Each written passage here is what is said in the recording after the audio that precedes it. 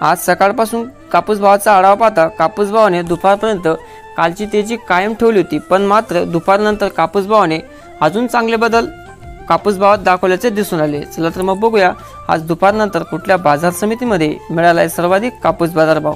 तत्पूर्वी शेतकरी बंधूंनो, तुम्ही जर चॅनलवर नवीन आला असाल तर चॅनलला सबस्क्राइब करा आणि बाजूच्या बेल आयकॉनला प्रेस करून ऑल सिलेक्ट करून ठेवा, जेणेकरून डेली कापूस बाजार भाव अपडेट्स आणि शेतीविषयक उपयुक्त माहिती आपण आपल्या चॅनलच्या माध्यमातून आपल्यापर्यंत पोहोचवत असतो। चला तर मग बघूया दुपारनंतर कुठल्या बाजार समितीमध्ये मिळाला आहे सर्वाधिक कापूस बाजार भाव। तर मग आपली या ठिकाणी सर्वप्रथम बाजार समिती आहे बाजार समिती सेलू। आवक 4500 क्विंटल, कमीत कमी दर 7840 रुपये, जास्तीत जास्त दर 8045 रुपये आणि सर्वसाधारण दर या ठिकाणी मिळाला 7950 रुपये प्रति क्विंटल याप्रमाणे। तसेच आपली यानंतरची बाजार समिती आरवी। आवक 2462 क्विंटल, कमीत कमी दर 7900 रुपये, जास्तीत जास्त दर 7950 रुपये आणि सर्वसाधारण दर या ठिकाणी मिळाला 7930 रुपये प्रति क्विंटल याप्रमाणे। तसेच आपली यानंतरची बाजार समिती मानवत।